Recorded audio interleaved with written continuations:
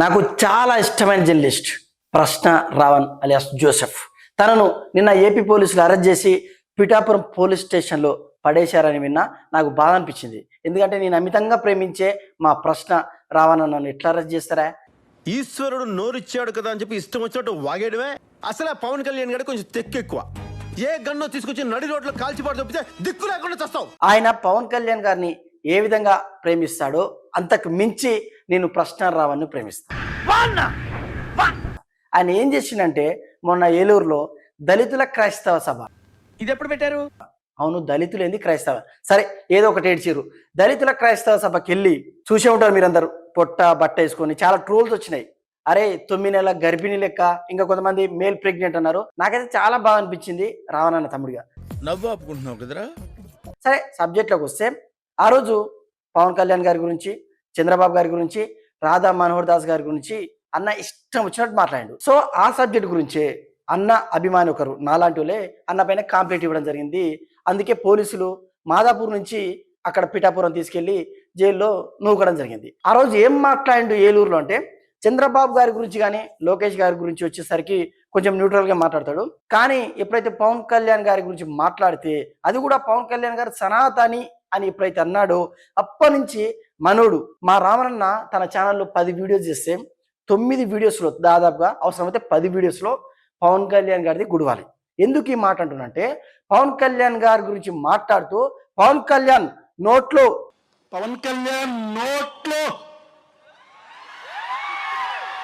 అని గ్యాప్ ఇచ్చిండు. అంటే పవన్ కళ్యాణ్ నోట్లో ఏం పెట్టుకున్నాడు. ఇండిపెండెంట్ జర్నలిస్ట్ అని చెప్పి చాలా మంది పెద్దలు ఉన్న సభల, పెద్దలు అంటే మీ పెద్దలు, క్రైస్తవ పెద్దలు ఉన్న సభలో ఆ విధంగా కింద పోలీసులు ఉన్నప్పుడు అడ్డగోలిగా డిప్యూటీ సీఎంను పట్టుకొని నోట్లో ఏం పెట్టుకున్నావు అని మాట్లాడంటే, ఇలాంటి విధవను ఒకవేళ వదిలిపెడితే రేపన్నాడు ఇంకా కులాల మధ్యలో మతాల మధ్య చిచ్చు పెట్టి యువతను మొత్తం రెచ్చగొట్టి పేటరేగిపోయి వాళ్ళ జీవితాలు నాశనం చేస్తాడు. కాబట్టి ఇంకా లేట్ చేసిర్రు. వాడిని సరైన టైంలో బొక్కలో వేసేది ఉండే. గతంలో బోరుగడ్డ అనిల్ అని వైఎస్ఆర్సీపీ వాడు, ఆ తర్వాత చేప్రోలు కిరణ్ అని టీడీపీ వాడు, వీళ్ళు ఏ విధంగా మాట్లాడినారు? అడ్డగోలు భాష. జగన్ గారి గురించి మాట్లాడితే ఒకరు చంద్రబాబు గురించి మాట్లాడారు. నేనేమంటున్నా, మీరు విమర్శించాలంటే రాజకీయ విమర్శ చేయండి. మీరు పవన్ కళ్యాణ్ విమర్శ చేయండి, నాకు నో ప్రాబ్లం. అదేవిధంగా చంద్రబాబు నాయుడు గారిని విమర్శ చేయండి, నాకు నో ప్రాబ్లం. లేదా జగన్ గారిని విమర్శించండి, నో ప్రాబ్లం. కానీ వాళ్ళ పర్సనల్ లైఫ్ గురించి ఏకవచనంతో సంబోధిస్తూ, అది కూడా వాళ్ళ నోట్లో, అంటే నోట్లో ఏం పెడతావురా? ఈ ప్రశ్న రావణనే మా అన్నగాడు గతంలో ఒక వారం 10 రోజుల కింద అనుకుంటా, అయితే ఈ సోషల్ మీడియా జర్నలిస్టుల పైన విపరీతంగా ట్రోల్ చేస్తుర్రు అని వాడి ఫోటో ఒకటి చూపించిండు. అంటే వాడికి లంగా జాకెట్ వేసిన ఫోటో, అది బాధాకరమైన విషయమే. దాంతోపాటు ఏం చెప్పినంటే, నా భార్యను నా బిడ్డను కూడా తిడుతుర్రు, నా 6 ఏళ్ల పాపను అది ఇది అని మాట్లాడుతుర్రు. అంటే చాలా బాధపడ్డా. ఎందుకు బాధపడ్డా అంటే, ఒక 6 ఏళ్ల పసిపాపను పట్టుకొని ఆ విధంగా కామెంట్ చేసిన విధవలు ఎవరైతే ఉన్నారో ఫస్ట్ వాళ్ళని కూడా శిక్షించాలి. కానీ ఇక్కడ విషయం ఏంటంటే, ఈ దుర్మార్గుడు ఎవరైతే ఉన్నారో ప్రశ్నగాడు, నీ భాష ఇట్లా ఉందిరా. నువ్వు అంటున్నావు కదా నీ పాప బాధపడ్డదని, నువ్వు రాధా మనోహర్ దాస్ని బుద్ధ పలకదింగుతారా అన్నావు. ఎవరిదో వీడియో చూసినా నీ భార్య బిడ్డ నీ వీడియో అయితే పక్క చూస్తారు కదా, మరి అప్పుడు పాప అన్నదా ఏంది నాన్న గలీజ్గా మాట్లాడుతున్నావు అని సిగ్గుండాలి కదారా నీకు. రాధా మనోహర్ దాస్ బూతులు మాట్లాడితే నువ్వు కూడా పాస్టర్ అవుతానని అయితే నువ్వు బూతులు మాట్లాడు. కానీ నువ్వు ఇండిపెండెంట్ జర్నలిస్ట్ కదా, నీకు చాలా మంది ఫాలోవర్స్ సబ్స్క్రైబర్స్ ఉన్నారు కదా, వాళ్ళకే మెసేజ్ ఇస్తావు. అంతకు మించి 6 ఏళ్ళ ఒక పాప ఉంది, నీ పాపకి ఏం చెప్తున్నావురా? బుద్ధ పలకదింగుతావా? ఇది ఒకటే కాదు, గతంలో కూడా ఈ హౌలేగాడు స్ట్రింగ్ వినోద్ అని ఒక సనాతనకు స్టాండ్ తీసుకొని యూట్యూబర్ ఉంటాడు. ఆయన గురించి వీడియో చేస్తూ స్ట్రింగ్ వినోద్ బదులు వినోద్ అనే ప్లేస్లో నిరోధ్ అని పెట్టి నిరోధ్ బొమ్మ పెట్టిండు. అరే నేను అడుగుతున్నా, నువ్వు చాలా బాధపడ్డావు కదా నా పాపను ఇట్లా అంటారా అని. ఇప్పుడు నీ పాప ఈ తమ్మునేల మీద గిదేంది నానంటే ఏం చెప్తావు రావులే?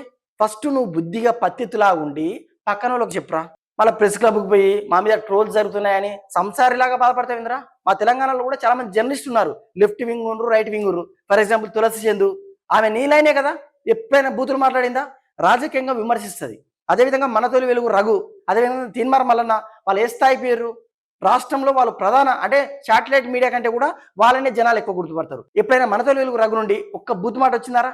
మరి ఎందుకురా ఆవేశం, ఎందుకురా కట్టలు తెంచుకుంటావు? మాలాంటి చిన్నపాటి జర్నలిస్టులు మాట్లాడాలంటేనే భయపడతాం, బాధపడతాం. అరే ఇది తప్పేమో అని రియలైజ్ అవుతాం. మరి నువ్వేంద్ర అంత సభల పవన్ కళ్యాణ్ నోట్లో అంత బల్పెందుకురా కొడక?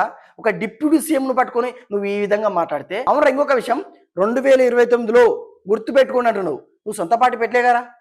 మరి నువ్వు 2029 అని ఛాలెంజ్ విసరడం ఏంది? డైరెక్ట్ ఒప్పుకున్నట్టేనా నువ్వు వైఎస్ఆర్సీపీ బానిసవని? నువ్వు పేటీఎం గాడివని ఒప్పుకున్నట్టేనా? ఇంకొకడు ఉంటాడు ఈ సభకు మొత్తం హెడ్ జడా శ్రావణ్ కుమార్ అంట.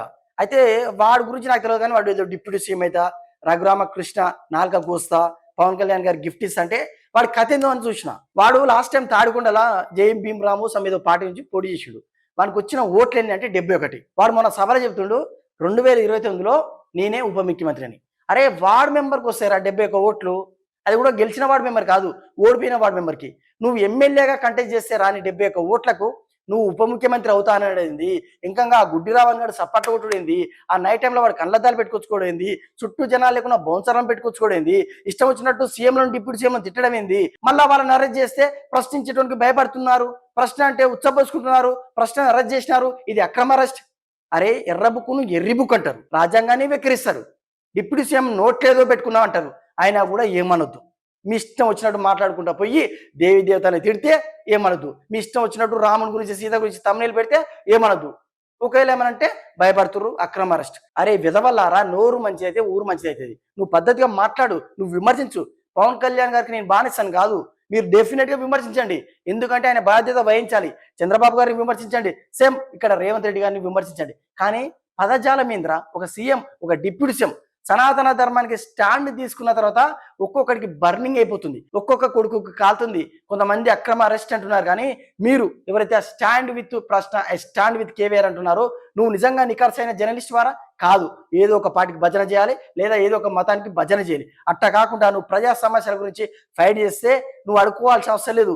జనాలే నీకు మద్దతు ఇస్తారు, జనాలే నీకు అడ్వకేట్స్ అవుతారు, జనాలే నీకు ఆర్థిక సాయం చేస్తారు. నువ్వు ఉన్న స్టేషన్ ముందుకో నువ్వు ఉన్న కోర్టు ముందుకు వచ్చే జనాలు గుంపులు ఉంటారు. కానీ అట్లా కాదే, ఒక్కొక్క పార్టీకి భజన చేసే విధవలందరూ కూడా అక్రమ అరెస్ట్ అని చెప్తుంటే నాకైతే బాగా అనిపిస్తుంది. ఇంకా బయట జర్నలిస్ట్ అని చెప్పుకున్నా కూడా సిగ్గుపోయేటట్టుంది. ప్రతి ఒక్క యూట్యూబ్ పెట్టుకున్న గొట్టంగాడందరూ జర్నలిస్ట్ అని కింద కామెంట్ చూడండి. ఈ ప్రశ్నగాడికి సపోర్ట్ చేస్తున్నట్టు ఎఫ్బీలో ఒక పోస్ట్ చేయండి, కింద కామెంట్స్ ఏమొస్తాయి తెలుసు అసలు? అరే నీకు బుద్ధి ఉన్నారా, నువ్వు చదువుకున్నారా, వాడు మాట్లాడిన భాష ఏంది, ఇంత బాగా వాడికి సపోర్ట్ చేయట్టున్నావు, నీకు సిగ్గు లేదురా అని కామెంట్ చేస్తారు. కావాలంటే ఆయన గురించి పోస్ట్ చేసిన పెద్ద పెద్ద జర్నలిస్ట్ల కింద కామెంట్ చూడండి. ఎందుకంటే జనాలు ఎవరి వైపు ఉండరు, చంద్రబాబు వైపు జగన్ వైపు ఉండరు, నిజం వైపు ఉంటారు. కాబట్టి వాళ్ళు గ్రహిస్తున్నారు. మొన్న వాడు మాట్లాడిన భాషను ప్రజలు తిరస్కరిస్తున్నారు. ఎంత ఘోరంగా తిరస్కరిస్తున్నారంటే క్రైస్తవ సోదరులు కూడా అసలు ఈ విధవకు మాకు సంబంధం లేదు, వీడు అడ్డగోలుగా మాట్లాడి మా మధ్య చిచ్చు పెట్టిక ప్రయత్నం చేస్తున్నాడు, వీడికి క్రైస్తవానికి సంబంధం లేదని చాలా కామెంట్స్ నేను చూడడం జరిగింది. సో ఫైనల్గా ఏం చెప్తున్నా అంటే అడ్డగోలుగా మాట్లాడాలి, మైక్ ఉందని, కెమెరా ఉందని, తర్వాత ఏమనాలి, అక్రమ అరెస్ట్ అనాలి, జర్నలిస్ట్ అని ట్యాగ్ పెట్టుకోవాలి, విక్టింగ్ కార్డ్ యూజ్ చేసుకోవాలి. ఇదంతా కరెక్ట్ కాదురా బాబు. సో ఫైనల్గా ఏం చెప్తున్నాం, జర్నలిస్ట్ అని చెప్పుకోవాలి, కెమెరా ముందు మాట్లాడాలి, అడ్డగోలుగా మాట్లాడాలి. మళ్ళీ కేసులు అనేవరకే అక్రమ అరెస్టు, జర్నలిస్టులకే భద్రత లేదు. నువ్వేమన్నా పైనుంచి ఊడిపడ్డావా? గ్రాంతర వాసివిరా, నువ్వు ప్రజా సమస్యల కోసం క్వశ్చన్ చేస్తావని జర్నలిజం చదివి నువ్వు సీఎంలో డిప్యూటీ సీఎంలో అరే తోరే నోట్లో అది అంటే ఎవడుకుంటాడు బేటా? తప్పు, 100% తప్పు. వాడిని ఇంకా సపోర్ట్ చేయకండి. వాడు విమర్శించే పాయింట్స్ ఏవైతే ఉన్నాయో వాడి గురించి క్వశ్చన్ చేయండి, డెఫినెట్గా అది ఓకే. కానీ వాడు అన్న పదాలను కూడా మీరు పట్టించుకోకుండా నిరోధు పెట్టిన వాడి thumbnails పైన వాని పాప చూసి ఏమనుకోవాలి? పవన్ కళ్యాణ్ నోట్లో అంటే వాని పాప చూసి ఏమనుకోవాలి? అరే రాధా మనోహర్ దాస్ కానీ గుద్ద పలది ఏంటంటే వాని పాప చూసి ఏమనాలి? వాని పాప పైన కామెంట్ చేస్తే ఫీల్ అయింది కదా, మరి వాడి వీడియోస్ వాడి పాప చూస్తే ఎంత బాధపడుతుంది? ఆ పసిపాపకి ఏం తెలుసు వాళ్ళ అయ్య ఇంత దుర్మార్గుడు అని? వాళ్ళ భార్యకి ఏం తెలుసు వీడి ఇంత వేస్ట్ గాడు, వీడి వల్ల మిగతా వాళ్ళందరూ నన్ను నా బిడ్డను తిడుతున్నారని? సో వదినమ్మ ఎవరైతే రావణ్ గారి భార్య ఉన్నారో దయచేసి మీరైనా చెప్పండి వదినమ్మ, ఎందుకంటే వాడు అడ్డగోలుగా మాట్లాడుతున్నాడు. ఈశ్వరుడు నోరిచ్చాడు కదా అని ఏది పడితే అది వాగి జనాలందరితోటి మిమ్మల్ని పాపం తిట్టిస్తున్నాడు. కాబట్టి ఆ విధవకు 4 గోడల మధ్య మీరే బుద్ధి చెప్పండి.